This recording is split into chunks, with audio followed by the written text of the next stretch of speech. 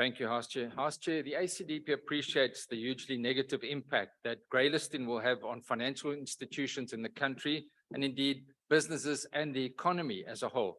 Business leadership estimated the impact on the country's GDP at anywhere between 1% to 3%. And this in an environment of constrained economic growth the country can ill afford. However, the ACDP must express its displeasure at the haste with which this bill had to be dealt with, considering its far-reaching implications, particularly for the NPO sector.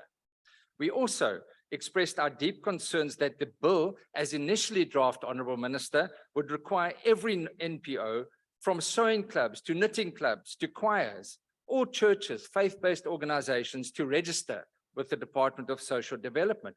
And we expressed our doubts as to whether social development would cope, as it is estimated that there are approximately 150,000 NPOs. Now, we appreciate and we are grateful that National Treasury has since amended the bill to require only those NPOs, including churches, which make donations outside the country or provide humanitarian, charitable, religious, educational, or cultural services beyond the country's borders. Those NPOs will need to register. However, our concern is still that every church, every small church that sends a missionary will now be compelled to register with the department, irrespective, Honourable Minister, of whether they are already registered as a non-profit company with CIPC, SARS as a public benefit organization, or the Master's Office as charitable trusts.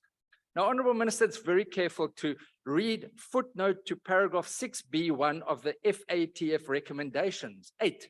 It states that specific licensing or registration requirements for counterterrorism financing is unnecessary for NPOs that are already registered with tax authorities and already monitored.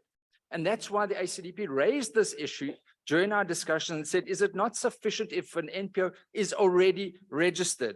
And there were arguments that it is not sufficient, as one would want to look at the constitutions of the various organizations. Now, we hold severe objections at this stage. We do believe that there are other methods of dealing with this issue, particularly given the role that civil society plays in society. And these administrative burdens will severely impact religious organizations, civil societies across the board.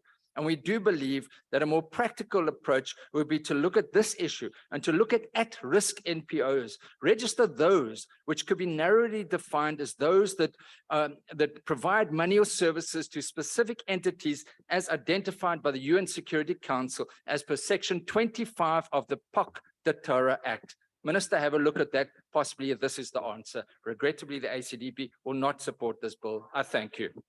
Thank you, Honourable Member.